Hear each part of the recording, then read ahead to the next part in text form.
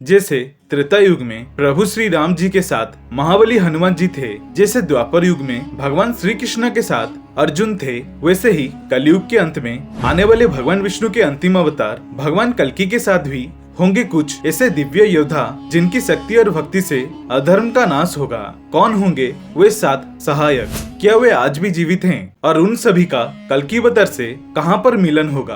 तो चलिए जानते हैं आज के इस रहस्यमय वीडियो में कल्कि अवतार के 7 दिव्य सहयोगी कौन होंगे और उनका मिलन कहां और कैसे होगा। वीडियो में आगे बढ़ने से पहले अगर आप भगवान श्री कल्कि के सच्चे भक्त हैं तो वीडियो को लाइक और कमेंट सेक्शन में जय श्री कल्कि भगवान अवश्य लिखना। तो पहले महान पुरुष हैं भगवान परशुराम, शस्त्र और ज्ञान के गुरु। भगवान परशुराम श्री राम के काल के पूर्व के एक महान ऋषि रहे हैं। परशुराम योग, वेद और नीति में पारंगत थे। ब्रह्मास्त्र समेत विभिन्न दिव्यास्त्रों के संचालन में भी वे पारंगत थे। उनके पिता का नाम महर्षि जामदग्नि तथा उनके माता देवी रेणुका थी। पति परायण माता रेणुका ने 5 पुत्रों को जन्म दिए, जिनका नाम था क्रमश, वसुमान, वसुसेन, वसु, विश्वावसु तथा राम थे। राम बचपन से ही बुद्धिमान तथा शक्तिशाली थे। उन्होंने भगवान शिव का तपस्या कर उन्हें प्रसन्न कर उनको अपना गुरु बनाए थे। भगवान शिव ने उन्हें सारे अस्त्र शस्त्रों का ज्ञान तथा वेदों का ज्ञान प्रदान किए। साथ ही उन्हें एक दिव्य परशु भी दिए थे, जिसके कारण उनका नाम राम से परशुराम हो गया। पौराणिक कथाओं के अनुसार वह हिमालय में तपस्या कर रहे हैं और जब कल्कि प्रकट होंगे तब वे उन्हें दिव्य शस्त्र और युद्ध विद्या सिखाएंगे। कल्कि अवतार और भगवान परशुराम जी का मिलन हिमालय के किसी गुप्त तपोवन में होगा।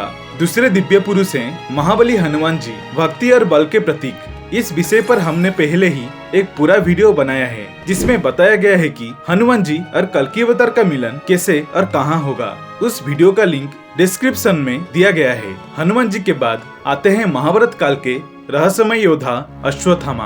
अश्वत्थामा को काम, क्रोध, यम और रुद्र के अंश अवतार माना जाता है। गुरु द्रोण पुत्र अश्वत्थामा के माथे पर जन्म से ही मणि थी।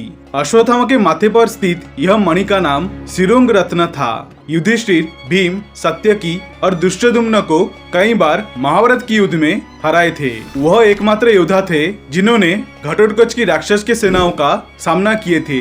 जब पहली बार युद्ध के 14वें दिन कौरवों के सेनाओं पर आक्रमण हुआ था, उन्होंने घटोत्कच के पुत्र अंजन पर्वा का वध किए थे। घटोत्कच से युद्ध करते हुए 1 लाख पांडव योद्धाओं को मार डाले। अश्वत्थामा के पास लगभग सभी दिव्यास्त्रों का ज्ञान था।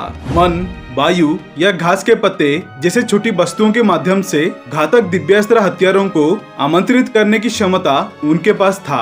शास्त्रों के अनुसार अश्वत्थामा और कल्कि अवतार का मिलन एक घने वन में होगा, जहां उनसे कल्कि अवतार मिलने के बाद उनको श्राप से मुक्त करेंगे। अश्वत्थामा के बाद आते हैं कृपाचार्य, जो अश्वत्थामा के ही मामाश्री हैं। कृपाचार्य शरद्वान गौतम के पुत्र हैं। कृपाचार्य कौरवों के कुल गुरु थे। शिकार खेलते समय शांतनु को 2 शिशु प्राप्त हुई। उन दोनों का नाम कृपी और क्रूप रखकर शांतनु ने उनका लालन पालन किए। महाभारत के युद्ध में कृपाचार्य ने कौरवों के पक्ष से युद्ध किए थे। शास्त्रों के अनुसार उनकी बहन देवी कृपी ने ऋषि भरद्वाज के पुत्र गुरु द्रोण से विवाह किए थे। कृपाचार्य को गुरु द्रोण के जितना ही शक्तिशाली माना गया है और उनके पास एक दिव्य धनुष के साथ साथ कई दिव्यास्त्र भी हैं। द्वापर युग के कृपाचार्य और कोई नहीं बल्कि ब्रह्मांड के रचयिता ब्रह्मदेव के ही अंश अवतार हैं। पौराणिक कथाओं के अनुसार ऐसा कहा जाता है कि कृपाचार्य कलयुग के अंत तक जीवित रहेंगे, परंतु मानव आंखों को कभी नहीं दिखाई देंगे। वह आज भी एक रहस्यमय पर्वत पर निवास करते हैं और भगवान शिव के भक्ति में लीन होकर उनके पूजा अर्चना कर कल्कि अवतार के अपेक्षा में हैं। पुराणों के अनुसार कृपाचार्य और भगवान कल्कि का मिलन हिमालय या किसी आश्रम में छिपे हुए रूप में होगा। अब 5वें नंबर पे आते हैं रावण के अनुज और भगवान श्री राम के परम भक्त विभीषण। विभीषण एक धर्मात्मा थे। उन्होंने सदैव अपने मातृभूमि लंका और अपने भाई लंकापति रावण को लेकर शुभ चिंतक थे। विभीषण के माता राक्षसी कैकेयी तथा उनके पिता ऋषि वृषभा थे। विभीषण के पिता ऋषि वृषभा महर्षि पुलस्त्य के पुत्र थे। विभीषण रावण तथा कुंभकर्ण के अनुज हैं। वह रावण के दरबार के सबसे अच्छे सलाहकार थे। विभीषण राक्षस जाति के थे, परंतु वे धर्मपरायण थे और स्वयं को एक ब्राह्मण मानते थे। विभीषण ने रावण का साथ तब छोड़ा जब रावण ने माता सीता का अपहरण किया और वह भगवान राम के भक्ति में लीन होकर श्री राम के पास चले आए और तभी भगवान श्री राम ने उन्हें चिरंजीवी होने का वरदान दिए थे। लंकापति रावण के मृत्यु के पश्चात विभीषण ने लंका पर शासन किए थे। विभीषण जी और कल्कि अवतार का मिलन किसी भी पुराण में स्पष्ट रूप से वर्णित नहीं है। छठे नंबर पे आते हैं महर्षि वेदव्यास, ज्ञान के संरक्षक। भगवान विष्णु के ही अंश अवतार वेदव्यास जी ने ही महाभारत और पुराणों की रचना की थी। महर्षि व्यास का पूरा नाम कृष्ण द्वैपायन है। उन्होंने वेदों का विभाग किया, इसलिए उनको व्यास तथा वेदव्यास कहा जाता है। उनके पिता महर्षि पराशर तथा उनके माता सत्यवती हैं। द्वापर युग के अंतिम भाग में व्यास जी प्रकट हुए थे। उन्होंने अपनी सर्वज्ञ दृष्टि से यह समझ लिया कि कलयुग में मनुष्यों की शारीरिक शक्ति और बुद्धि और विवेक कम हो जाएगा, इसलिए कलयुग के मनुष्यों के लिए सभी वेदों का अध्ययन करना और उनको समझ लेना असंभव होगा। इसी कारण व्यास जी ने वेदों का 4 विभाग किए। जो मनुष्य वेदों को पढ़ और समझ नहीं सकते, उनके लिए महाभारत की रचना की। महाभारत में वेदों का सभी ज्ञान सम्मिलित है।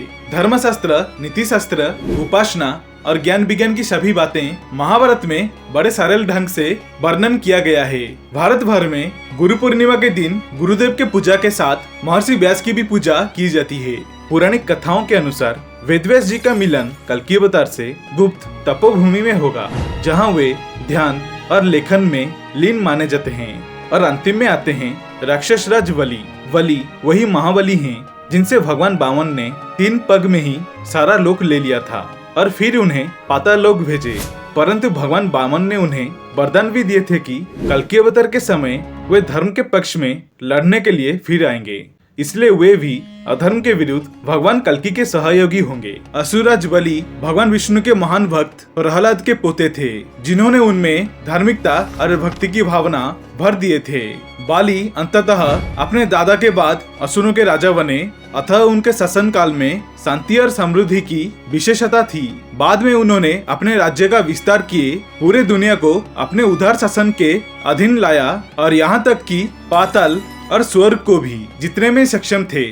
उनका और कल्कि अवतार का मिलन स्पष्ट रूप से वर्णित नहीं है, परंतु शास्त्रों के अनुसार जब समय आएगा तो वे कल्कि अवतार के साथ मिलकर अधर्म का नाश करेंगे।